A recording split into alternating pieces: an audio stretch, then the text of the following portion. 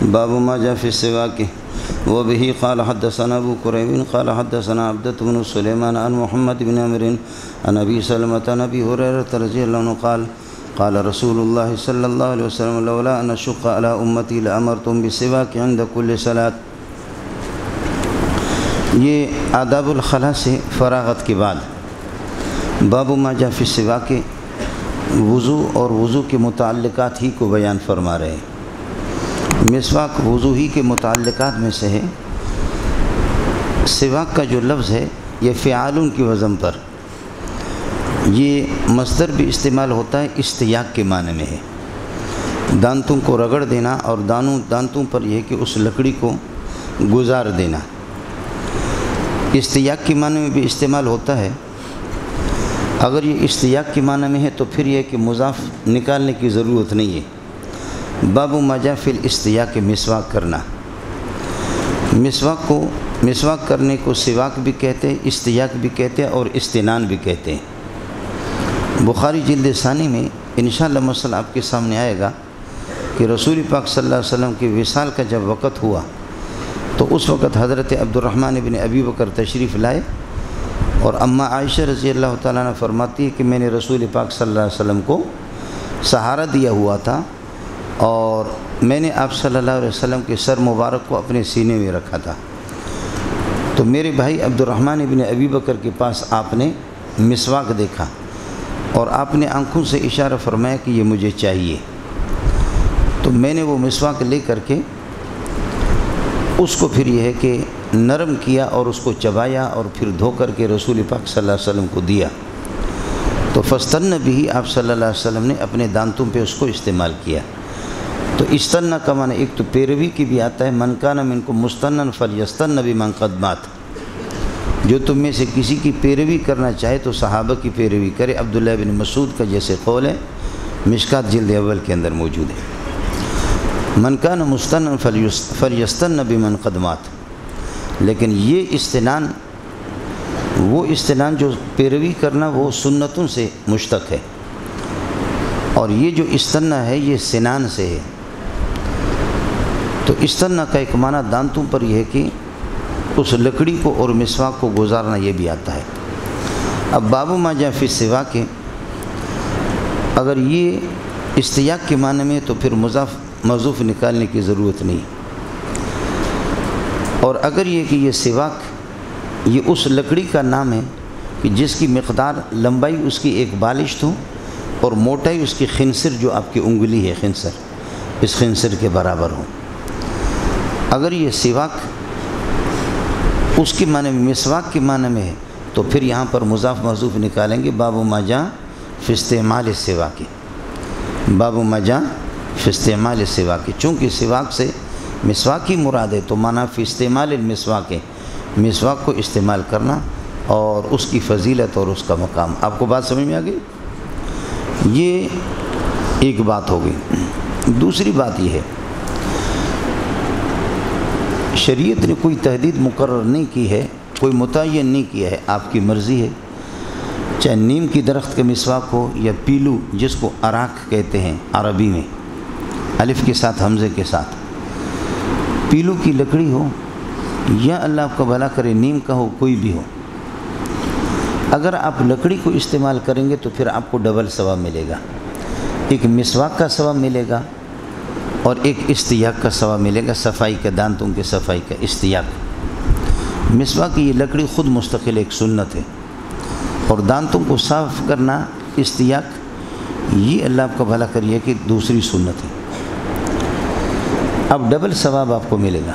لیکن اگر یہ جیسے برش وغیرہ سے دانتوں کو صاف کرتے، ٹوتھ پیسٹ وغیرہ، تو اس میں آپ کو استیاق کا ثواب، دانتوں کی صفائی کا ثواب تو ملے گا، لیکن مسواک کا ثواب نہیں ملے گا، چونکہ وہ مصنوع لکڑی نہیں، وہ برش ہے، پتہ نہیں گھوڑے کے دم سے بنا ہوا یا کس چیز سے یہ کہ بنا ہوا، اس میں ڈبل ثواب آپ کو نہیں ملے گا۔ آیا مسئلہ سمجھ؟ تیسری بات یہ ہے کہ ایک کمزور روایت ہے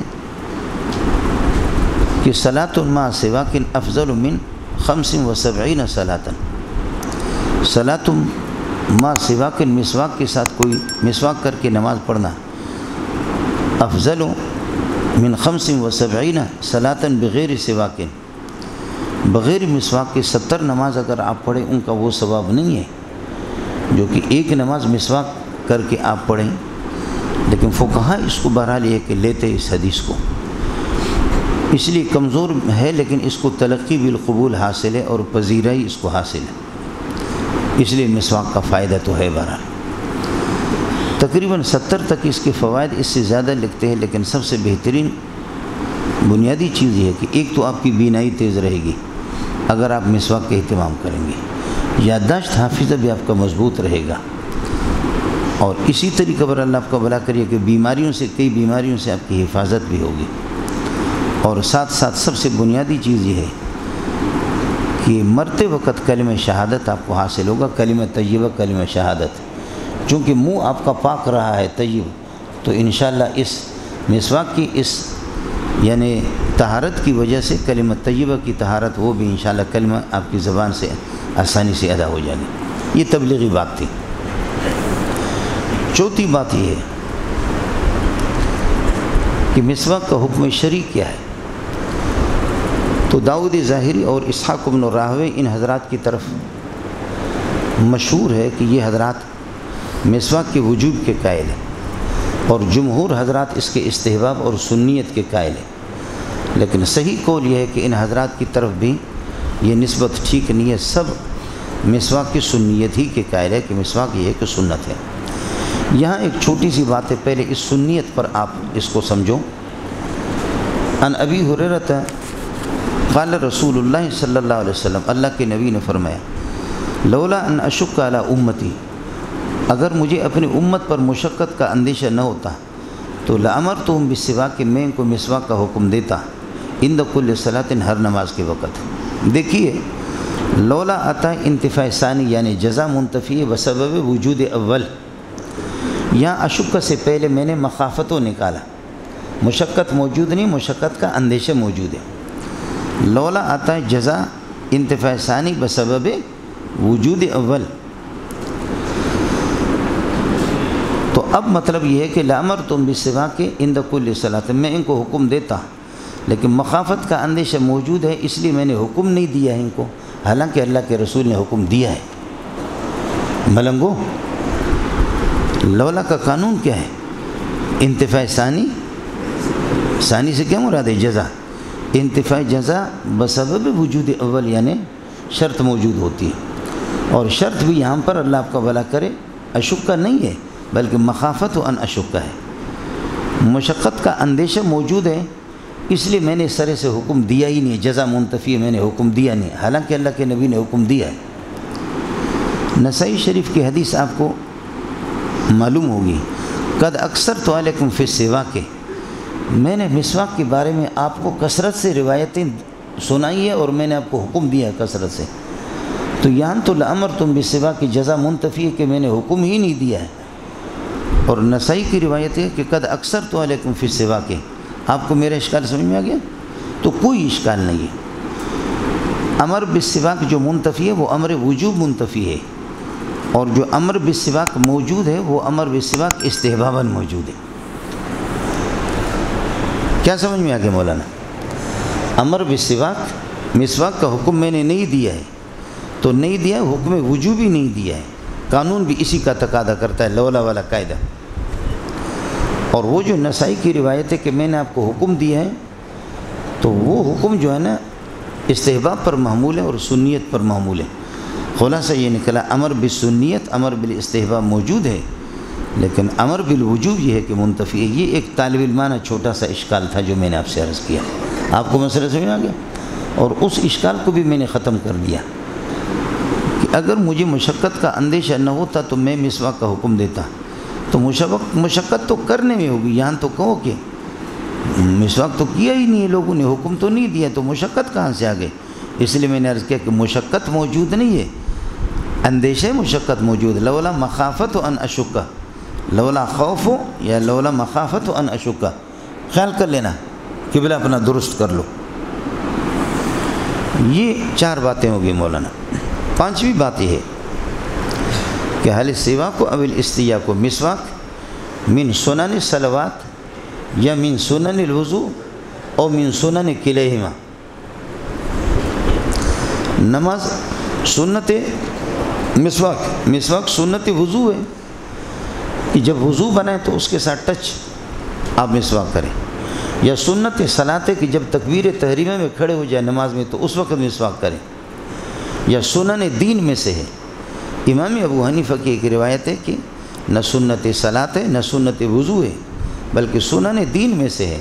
سنن دین کا مطلب لا علی تعیین الوقت، وقت کوئی متعین نہیں. کبھی بھی آپ یہ ہے کہ مسواک کریں رات کے کسی حصے میں. نہ یہ وضو کی سنن میں سے ہے نہ یہ اللہ آپ کا بھلا کرے نماز کے سنن میں سے. لیکن یہ کہ یہ بات اتنی مشہور نہیں ہے، اس لیے اب دو باتوں کا ٹکر ہے. نماز سنن صلاۃ ہے، اب دو باتوں میں وہ ہے اس وقت جھگڑا ہے کہ یہ سنت صلاۃ ہے یا سنت وضو ہے. مشہور آپ مشکات میں بھی پڑھ چکے ہیں، وہ یہ ہے امام مالک رحمۃ اللہ علیہ اور امام ابو حنیفہ کیا ہیں یہ سنت وضو ہے. امام شافعی اور امام احمد رحمۃ اللہ علیہ کیا ہیں یہ سنت صلاۃ ہے. یہ مشہور ہے جو عام طور پر آپ اور میں پڑھتا رہتا ہوں، لیکن اصل مسئلہ اس میں تھوڑا سا اضافہ کرنا ہوگا. امام ابو حنیفہ اور امام مالک کے ہاں یہ سنت وضو ہے. امام شافعی اور امام احمد کے ہاں سنت صلاۃ بھی ہے سنت وضو بھی ہے. میرا اور آپ کا مشہور تو مسئلہ وہی تھا، سمجھے. سنت صلاۃ بھی مستقل ہے سنت وضو بھی ہے. آیا مسئلہ سے. لیکن سنت وضو میں ہمارے ان کے ساتھ ٹکر ہی نہیں ہے. ٹکر ہے سنت صلاۃ ہی میں. تو سنت صلاۃ اس کو سمجھتا ہے. ثمرہ اختلاف کیا ہوگا؟ ثمرہ اختلاف یہ ہوگا ظہر کی نماز کا وقت آ گیا، کسی نے وضو بنایا اور مسواک بھی کیا. ظہر کی نماز اس نے یہ کہ پڑھ لی، سمجھے. آیا مسئلہ میں. اور پھر یہ کہ اس کے بعد عصر کی نماز بھی اسی وضو سے آپ نے پڑھی. جتنی بھی نمازیں پڑھیں حنفی یہ کہتے کہ اس سنت پر عمل ہو گیا، چونکہ سنت وضو ہے تو وضو میں اس نے مسواک کیا ہے. امام شافعی رحمۃ اللہ علیہ کے ہاں اللہ آپ کو بھلا کرے وضو کے ساتھ الگ کرنا ہوگا اور نماز کے ساتھ الگ کرنا ہوگا. وضو سے نماز والی سنیت ادا نہیں ہوگی. آپ کو مسئلہ سمجھ آ گیا؟ اس کے بعد مسئلہ سمجھو. مسئلہ دلائل کا ہے. حضرت ابو ہریرہ رضی اللہ تعالیٰ عنہ کی ایک روایت ہے لولا ان اشق علی امتی، خیال کر لینا، لولا ان اشق علی امتی لفرضت علیہم السواک مع کل وضوء. حنفیہ کے لیے دلیل ہے لولا ان اشق علی امتی لفرضت علیہم السواک مع کل وضوء. امت پر اگر مشقت کا اندیشہ نہ ہوتا تو میں ان کو حکم دیتا لفرضت علیہم السواک مع کل وضوء، ہر وضو کے ساتھ مسواک کرے. یہ ابو ہریرہ کی روایت ایک ہے. دوسری ایک روایت ابو ہریرہ کی بخاری میں آپ پڑھیں گے تعلیقاً لولا ان اشق علی امتی لامرتہم بالسواک عند کل وضوء. لولا ان اشق علی امتی لامرتہم بالسواک عند کل وضوء. تیسری روایت ابو ہریرہ کی ہے، وہ مسند احمد کی ہے لولا ان اشق علی امتی لامرتہم بالسواک عند کل طہور. عند کل وضوء کے بجائے عند کل طہور ہے. آپ لوگ اردو سمجھتے ہیں. چوتھی روایت ہے حضرت عائشہ رضی اللہ تعالیٰ عنہ کی لولا ان اشق علی امتی لامرتہم بالسواک مع کل وضوء عند کل صلاۃ. مع کل وضوء عند کل صلاۃ. یہ آثار السنن میں آپ نے پڑھا ہوگا بالکل انہی الفاظ کے ساتھ. لولا ان اشق علی امتی لامرتہم بالسواک مع کل وضوء عند کل صلاۃ. پانچویں ایک روایت ہے حضرت ابو ہریرہ کی، ان کے حضرت علی کی لولا ان اشق علی امتی لامرتہم بالسواک. یہ معجم طبرانی کی روایت ہے لولا ان اشق علی امتی لامرتہم بالسواک عند کل وضوء. چھٹی ایک روایت آپ حضرات السواک مطہرۃ مطہرۃ، دونوں السواک مطہرۃ مطہرۃ للفم ومرضاۃ للرب. السواک مطہرۃ مطہرۃ للفم، منہ کو پاک کرنے کا ایک آلہ ہے، اور وہ مرضات للرب، اللہ کو راضی کرنے کا ایک ذریعہ ہے۔ آیا مسئلہ سمجھیں؟ امام شافعی اور امام احمد کے لیے دو روایتیں یہاں پر مولانا یہ اسی باب کے اندر موجود ہیں۔ ان ابی ہریرہ قال رسول اللہ صلی اللہ علیہ وسلم لولا ان اشق علی امتی لامرتهم بالسواک عند کل صلاۃ۔ آیا مسئلہ سمجھیں؟ دوسری ایک روایت اسی باب کی آخری روایت ہے، وبہ قال حدثنا حناد قال حدثنا عبدۃ عن محمد بن اسحاق عن محمد بن ابراہیم عن ابی سلمۃ عن زید بن خالد الجہنی قال سمعت رسول اللہ یقول لولا ان اشق علی امتی لامرتهم بالسواک عند کل صلاۃ، یہ لامرتم ولاخرت صلاۃ العشاء الى ثلث الليل قال فكان زید بن خالد، حضرت ابو سلمہ فرماتے قال ابو سلمہ کہتے ہیں فکان زید بن خالد، زید بن خالد جو صحابی رسول ہے، یشہد الصلوات فی المسجد، نمازوں میں حاضر ہوتا تھا مسجد میں، وسواک اس حال میں کہ وسواک علی اذنہ، مسواک آپ کی کان پر ہوتا تھا، موضع القلم من اذن الکاتب، یہ موضع القلم منصوب بنزل خافض ہے، اور یہاں کاف تشبیہ کے لیے کہ موضع القلم من اذن الکاتب، جیسے کہ قلم کاتب کی ہے کہ کان پہ رکھا رہتا ہے۔ لا یقوم الی الصلاۃ، زید بن خالد نماز کے لیے کھڑے نہیں ہوتے تھے مگر الا استنى، مسواک کرتے، دیکھا نا یہاں بھی استنى کا لفظ ہے، مگر حال یہ کہ مسواک کرتا۔ آپ کو قانون بتا چکا ہوں کہ الا کے بعد فعل آ جائے تو وہ حال بنے گا، سمجھے؟ الا استنى، مگر حال یہ ہے کہ وہ مسواک کرتے۔ ثم ردہ الی موضع، اب دیکھ لینا یہاں قال ابو عیسیٰ ھذا حدیث، بولو ھذا حدیث حسن صحیح۔ کمال ہے ان لوگوں کا، ان کی مرضی ہے، بڑے لوگ ہوتے ہیں چاہے وہ اللہ کا بھلا کریے کہ کیا ہے، وہ کچھ بھی کریں۔ میں نے آپ سے عرض کیا کہ بڑوں کی چھوٹی باتیں بڑی ہوتی ہیں اور چھوٹے لوگوں کی بڑی باتیں بھی چھوٹی ہوتی ہیں، سمجھ میں نہیں آئے کیا عرض کر رہا ہوں؟ بڑے لوگوں کی چھوٹی باتیں بھی بڑی ہوتی ہیں اور چھوٹے غریبوں کی بڑی باتیں بھی چھوٹی ہوتی ہے۔ دوسرے الفاظ میں یہ سمجھو، بڑے لوگوں کی بے سند باتیں باسند شمار ہوتی ہیں اور چھوٹوں کی باسند باتیں بے سند شمار ہوتی ہیں۔ کیا عرض کرا؟ طے شدہ ہے کہ محمد بن اسحاق، وہ آپ کو پتہ ہے کہ احکام کے اندر قابل قبول نہیں ہے، امام مالک کا قول آپ کو بتا چکا ہوں کہ دجال من الدجاجلہ، یہ اس کی مرضی ہے۔ اس حدیث میں محمد بن اسحاق موجود ہے، حسن صحیح ہونے، یہی محمد بن اسحاق قلتین کے باس میں آئے گا، قلتین کے باس میں محمد بن اسحاق آئے گا۔ حضرت نے اس کو ہاتھ بھی نہیں لگایا، اپنی تائید میں پیش کر کے حدیث کا حکم بیان بھی نہیں کیا، جبکہ صحیح غریب حسن یہ حکم بیان کرتا ہے، وہاں اس کو ہاتھ بھی نہیں لگایا۔ ترمذی جلد ثانی میں محمد بن اسحاق آپ کے سامنے آئے گا، ترمذی جلد ثانی میں، وہاں 2-3 جگہوں میں اس کی حدیث کے غریبون کہا ہے، سمجھے؟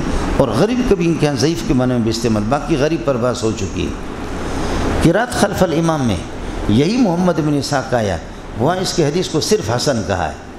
تو تمہاری مرضی ہے، کہیں حسن صحیح، کہیں صرف حسن اور کہیں مسکوت عنہ، کہیں مسکوت عنہ بالکل ہاتھ بھی نہ لگاؤ، اور کہیں آپ کی مرضی اللہ کا بھلا کر کے غریب کہہ دو۔ آپ کو میری فریاد سمجھ میں آئی نہیں آئی مولانا؟ ہاں ملنگو کچھ بنا پڑا؟ پہلے ان روایت کے جواب سن لو، اس کے بعد پھر مسئلہ۔ امام شافعی کے لیے 2 دلیلیں، ایک زید بن خالد والی روایت ہے کہ مسواک نماز میں کھڑے ہوتے مسواک کرتے، دوسرا وہ روایت ہے، اس کا جواب یہ قال رسول اللہ ان اشق علی امتی لامرتم بالسواک عند کل صلاۃ کا معنی عند وضوء کل صلاۃ، عند کل صلاۃ کا معنی عند وضوء کل صلاۃ۔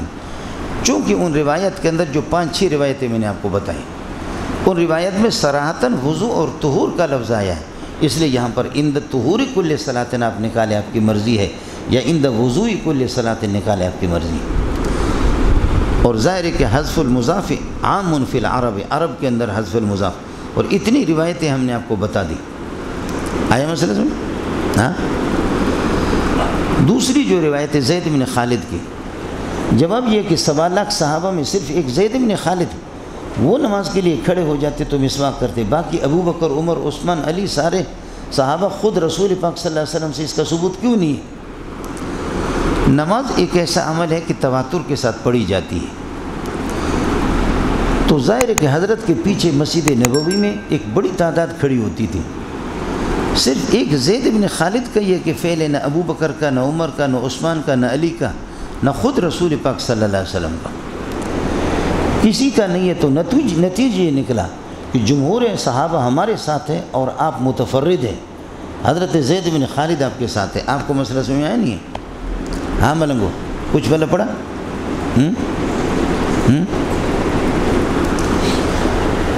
ایک جواب میں آپ سے عرض کر رہا ہوں، ان دونوں کی جواب دونوں حدیثوں کے بارے میں مجھے اللہ کی ذات سے کبھی امید ہے کہ انشاءاللہ آپ کی سمجھ میں نہیں آئے گی، لیکن اس کو سمجھنے کی کوشش کر لینا.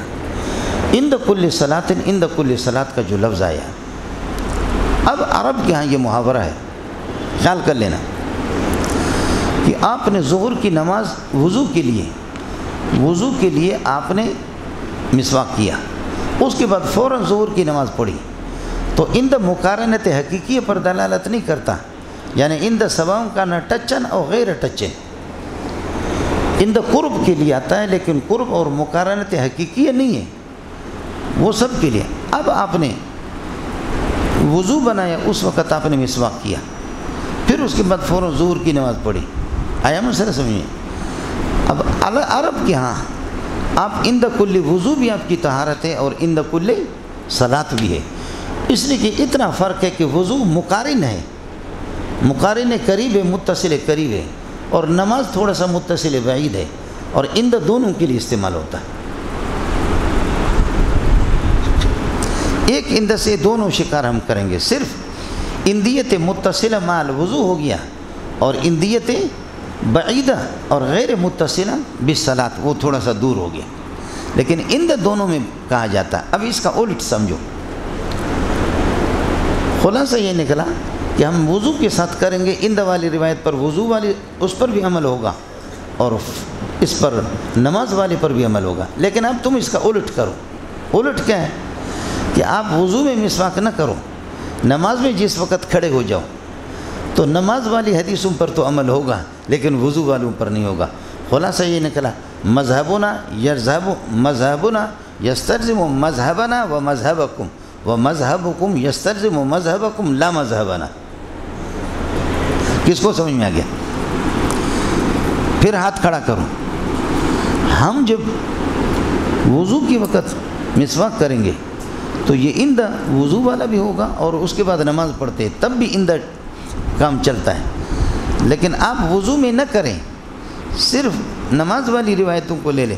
نماز میں کھڑے ہوں تو مسواک کریں، لیکن وضو میں آپ نے نہیں کیا تو وضو والی روایات متروک ہوں گے، بالکل متروک ہوں گے، صرف صلاۃ والی روایت پر ہوگا. اور ہمارے اس میں یہ الحمدللہ وضو سے پہلے آپ نے کیا، وضو والی روایت پر بھی عمل ہے اور آپ کی روایت پر بھی عمل ہے. لہذا والعمل بالاثنین، دونوں پر عمل کرنا خیر من العمل باحدہما، ایک قسم کی روایت پر عمل کرنے سے بہتر ہے. یہ کس کو سمجھ میں آ گئی؟ تیسری بات سمجھو، مسواک جب آدمی کرے گا تو ہو سکتا ہے کہ دانتوں میں مسوڑوں سے خون نکلے. ان کے ہاں وضو نہیں ٹوٹتا. ما خرج من غیر سبیلین، غیر سبیلین سے خون نکلے وضو نہیں ٹوٹتا. مان لیا وضو نہیں ٹوٹا، لیکن خون نجس ہے بالاتفاق. اس کو مسجد میں تھوکے گا کیا کرے گا؟ یا اس کو نگل جائے گا؟ نگل جانا بھی اس کا ٹھیک نہیں ہے، مسجد میں تھوکنا بھی اس کو ٹھیک نہیں ہے. اس کا جواب آپ کے پاس کیا ہے؟ اور حدیث میں آتا ہے الطفل فی المسجد خطیئۃ وکفارتها دفنها. یہ ابو داؤد کی حدیث ہے. الطفل فی المسجد خطیئۃ وکفارتها دفنها. مسجد میں تھوکنا ہی گناہ ہے، بہت بڑا. خطیئتوں کا تا مبالغہ کے لیے بہت بڑا گناہ ہے. اللہ کے بندو کچھ والا پڑھا نہیں پڑھا، یہ ہے مسئلہ.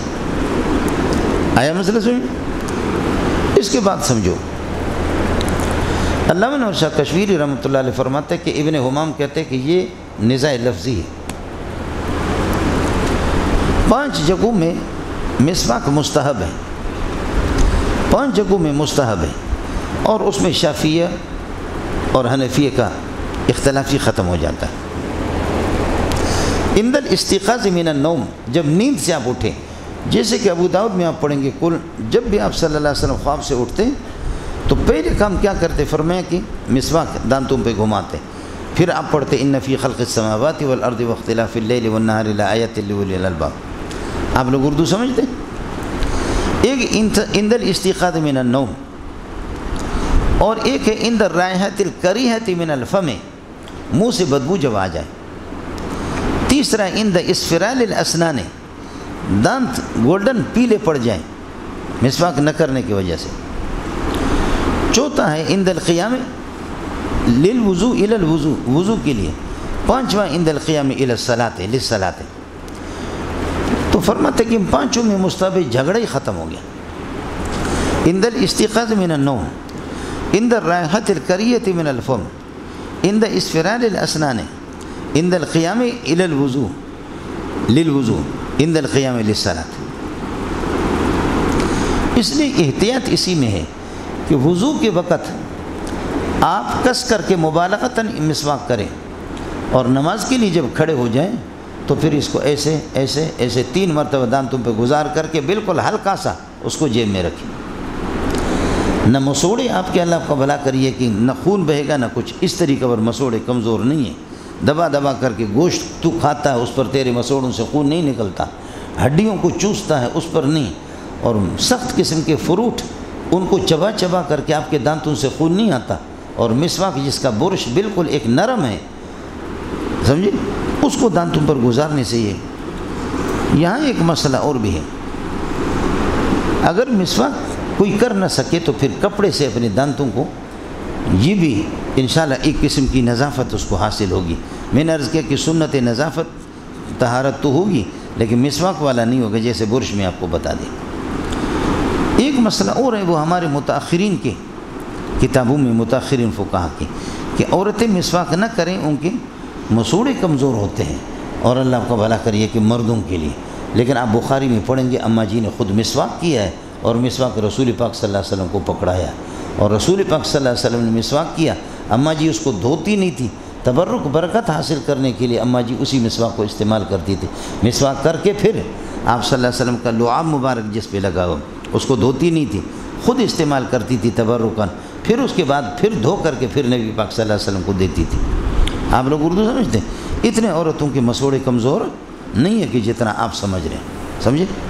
اڑے کچھ بلا پڑا، یہ ہو گیا آپ کا سبق مولانا۔ تقریباً 17 صحابہ سے یہ مسواک کی روایتیں سب سے زیادہ یہاں پر مروی ہے، لیکن یہ میں پہلے آپ کو بتا چکا ہوں کہ تواتر الاسناد نہیں ہے، تواتر التوارث والتعامل ہے، اس پر تعامل ہے۔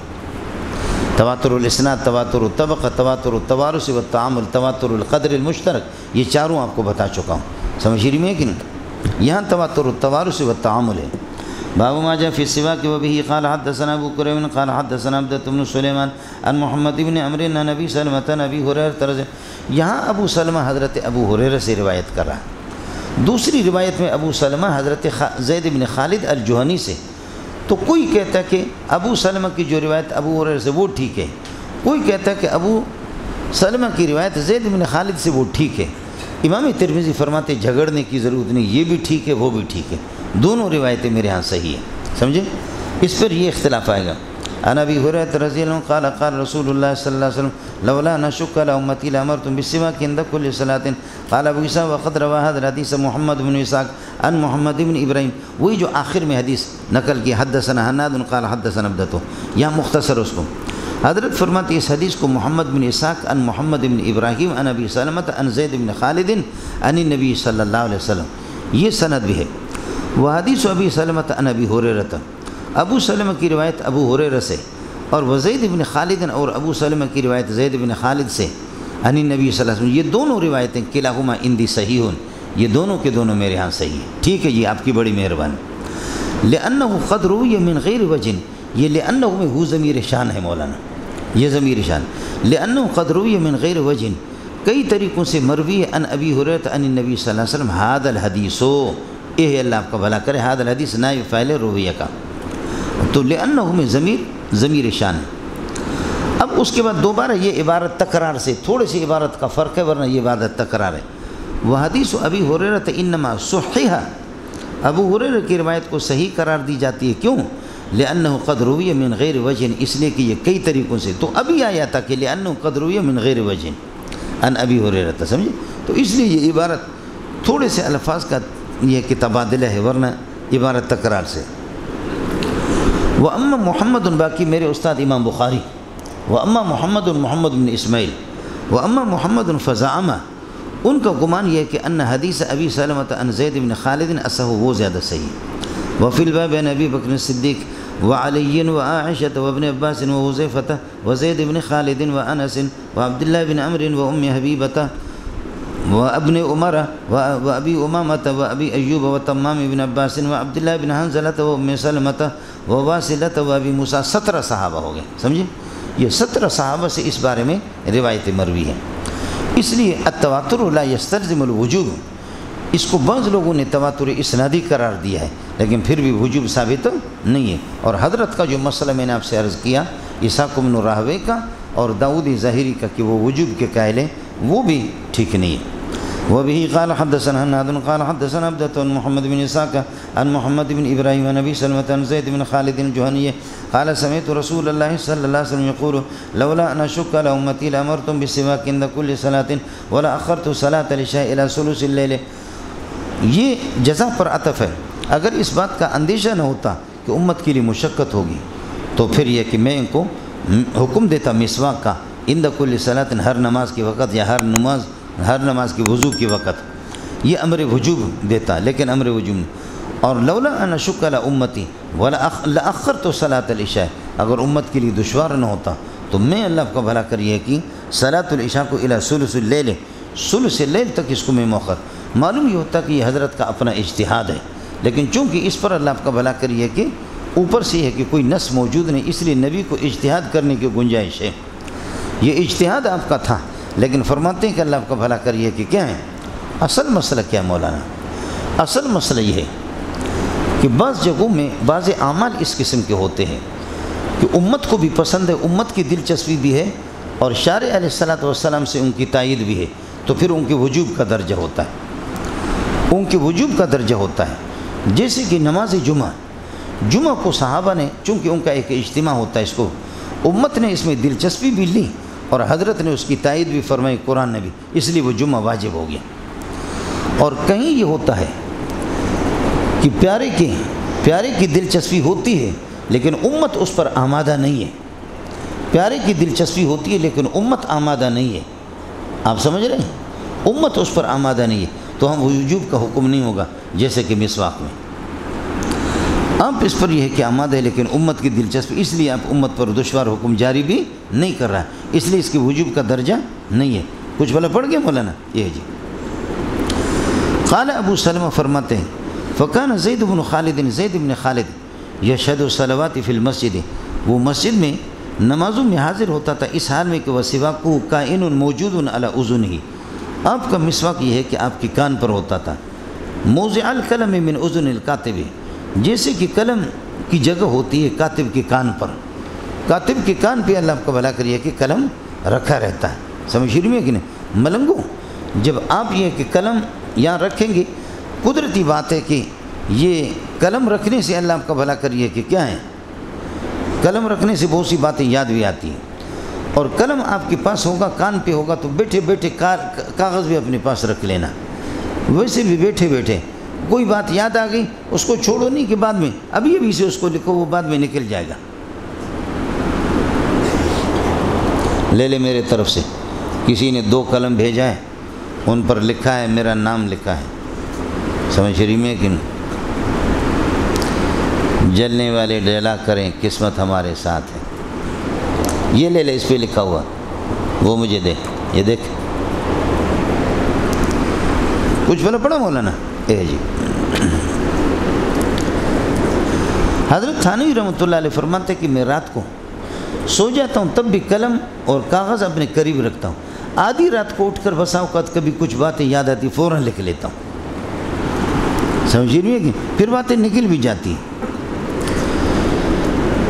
وَسِوَاكُ عَلَىٰ أُذْنِهِ مَوْضِعَ الْقَلَمِ مِنْ أُذْنِ الْكَاتِبِ لَا يَقُومُ إِلَى الصَّلَاةِ، نماز کے لیے اب کھڑے نہ ہوتے، إِلَّا اسْتَنَّى مگر یہ کہ آپ مسواک کر دیں۔ ثم ردہ الی موضعہ، پھر اس کو اللہ آپ کا بھلا کریے کہ اس کی جگہ پر لوٹا دیتا، قلم کو واپس کان پہ رکھ دیں۔ قال ابو اسحاق حدیث سنن صحیح۔